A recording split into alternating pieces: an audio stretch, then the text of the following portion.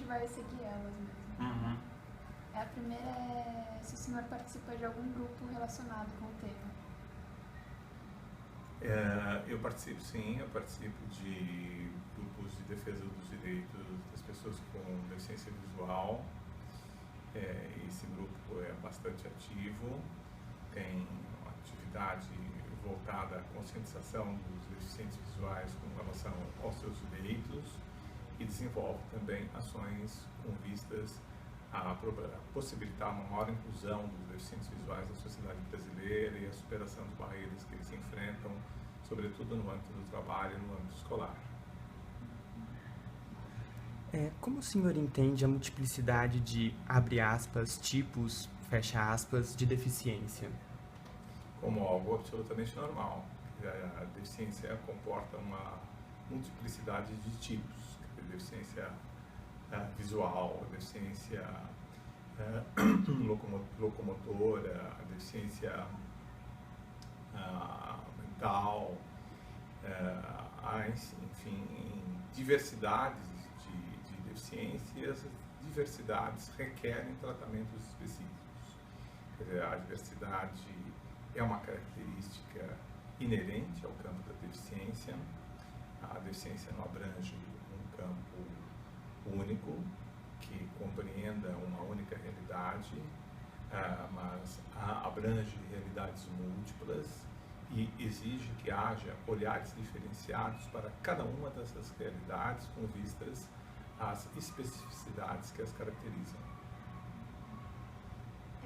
De acordo com suas experiências dentro da sala de aula, seja como aluno ou professor, o senhor possui alguma proposta de métodos de inclusão nesse ambiente da sala de aula?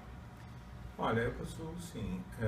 Eu acho que uma das formas importantes para a integração dos deficientes é que é preciso também distinguir os vários tipos de deficiência, mas eu vou me referir especificamente aos deficientes visuais.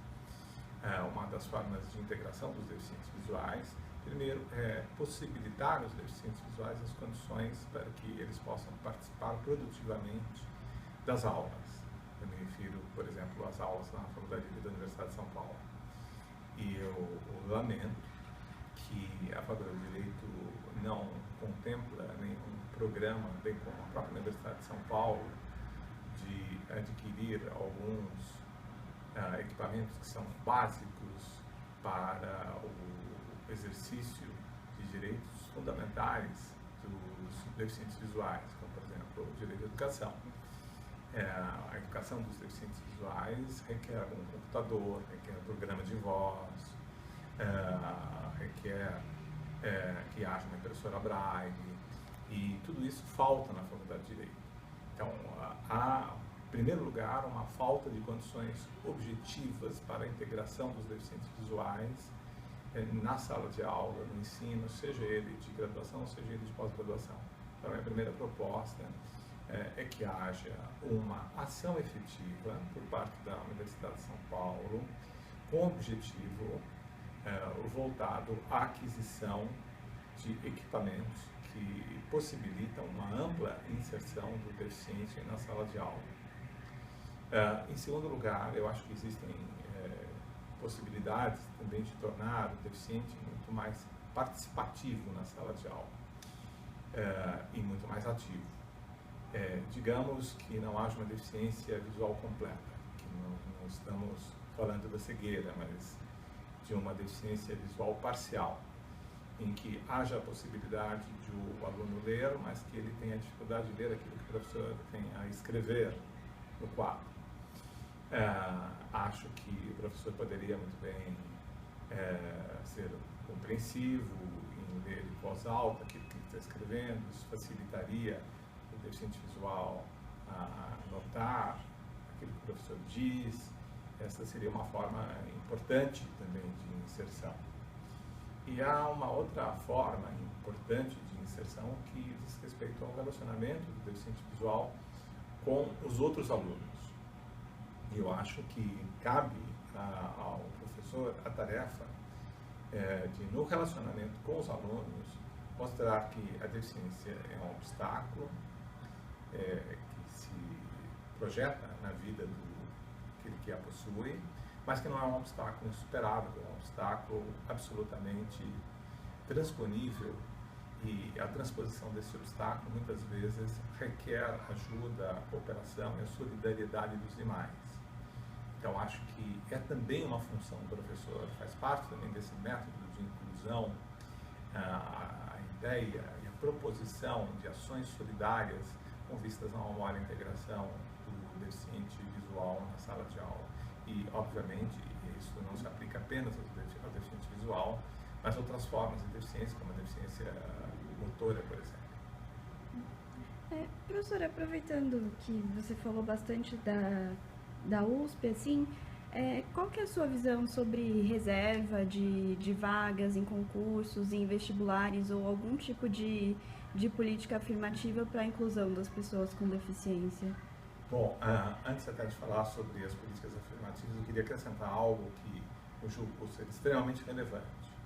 É o problema das barreiras físicas que a Faculdade de Direito tem a uma efetiva inclusão dos deficientes. A Faculdade de Direito, por ser um prédio antigo, eu estou me referindo ao prédio histórico, tem inúmeros obstáculos aos deficientes, seja os deficientes que têm na locomoção a sua principal dificuldade, seja os deficientes visuais, outros tipos de deficiência. Então, as barreiras físicas precisam e devem ser superadas. Nós temos um novo prédio na Faculdade de Direito, temos aquisição de novos patrimônios na Faculdade de Direito, e não há uma preocupação específica em um desenho arquitetônico que propicie uma inclusão, uma maior facilidade para o deficiente se locomover no interior da própria faculdade. Bom, com relação especificamente à reserva de vaga, eu sou francamente favorável à reserva de vaga. Eu sou francamente favorável à reserva de vaga, primeiro porque existe um dispositivo constitucional, o artigo 37, inciso 8º da Constituição Federal, que é decorrência de outros dispositivos, estabelece a reserva de vaga como uma imposição ao poder público. Então, em primeiro lugar, a reserva de vaga não é uma opção que se estabelece ao poder público, mas é uma obrigação. Então, a reserva de vaga se insere num contexto constitucional de reconhecimento da dignidade humana e da diversidade. O artigo 1º da Constituição, inciso 3º, estabelece a dignidade humana como um dos fundamentos da República Federativa do Brasil. O artigo 3º, inciso 1º, indica que um dos objetivos da República Federativa do Brasil é a construção de uma pátria, de uma nação justa e solidária. E o inciso 4º especifica a proibição da discriminação de qualquer gênero. Então, vejam que a ideia de dignidade humana está no centro de todo o arcabouço constitucional. Quer dizer, a dignidade humana envolve algumas coisas que são fundamentais. A dignidade humana envolve igual respeito e consideração às outras pessoas. A dignidade humana requer que as pessoas possam planejar, estabelecer os seus planos de vida e realizar os seus planos de vida conforme melhor lhes aprouver.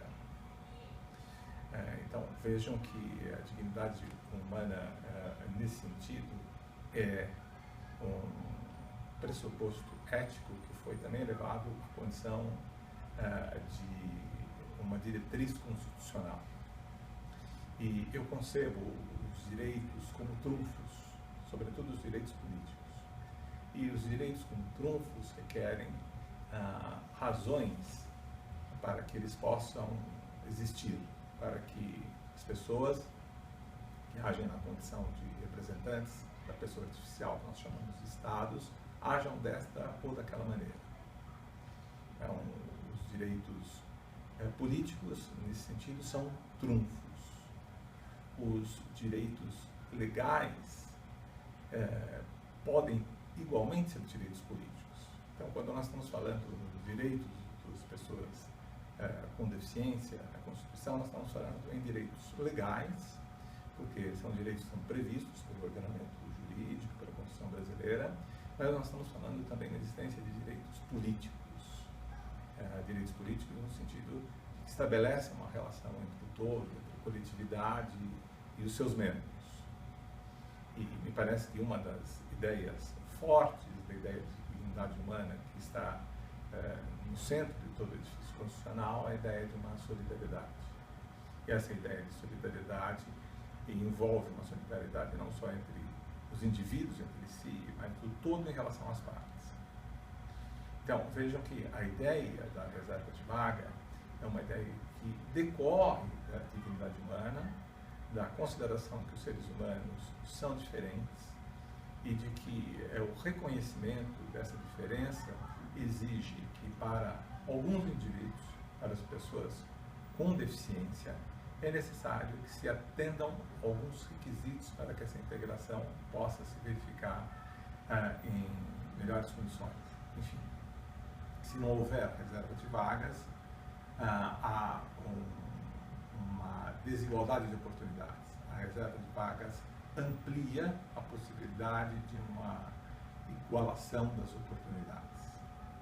Eu sou autor de uma proposta de ação afirmativa na Faculdade de Direito, no âmbito da congregação, para que nos concursos para professor titular a deficiência seja considerada como um fator de mérito na apreciação dos memoriais. Eu apresentei inicialmente uma proposta para a reserva de vagas nos concursos para professor titular, mas houve uma grande resistência por parte de alguns professores e, em virtude disso, eu substituí essa proposta inicial por uma proposta mais leve, mais palatável para o conjunto da congregação, e essa é a proposta que foi apresentada já há um ano, ainda não foi votada, porque ela exige um quórum especial da congregação. Esse quórum ainda não foi obtido. E por que para professor titular? Porque eu acho que as mudanças que ocorrem, primeiro, no topo, influenciam a base. Elas têm um efeito irradiador sobre todo o sistema. Eu igualmente fiz ao presidente do Supremo Tribunal Federal uma proposta de reserva de vaga para o acesso dos deficientes, as pessoas com deficiência, aos tribunais superiores. Porque hoje nós temos reserva de vagas para concurso de ingresso na magistratura e no Ministério Público. Mas nós não temos reserva de vagas para o acesso aos tribunais superiores. Essa proposta eu a entreguei ao presidente do Supremo em outubro do ano passado. Segundo informações que eu obtive, ela se encontra em estudos e ela seria um avanço extraordinário se ela fosse acolhida pelo Conselho Nacional de Justiça, porque ela possibilitaria aos deficientes, que muitas vezes são relegados em promoções no interior da magistratura, em virtude da própria deficiência, porque o preconceito é, infelizmente, uma máquina na sociedade brasileira. Eu creio que nós caminhamos muito em relação à superação do preconceito, mas eu percebo que também por trás dos avanços, muito ranço ancestral que marca a sociedade brasileira, que caracteriza a cordialidade tropical, muito por trás dessa cordialidade tropical existe uma restrição com relação aos deficientes, as pessoas com deficiência, para usar um termo, uma expressão mais precisa, a que elas ascendam socialmente. E é evidente que a universidade é uma forma de ascensão social, como a magistratura, o Ministério Público, a Procuradoria, enfim, as carreiras de Estado em geral, no âmbito do conhecimento jurídico.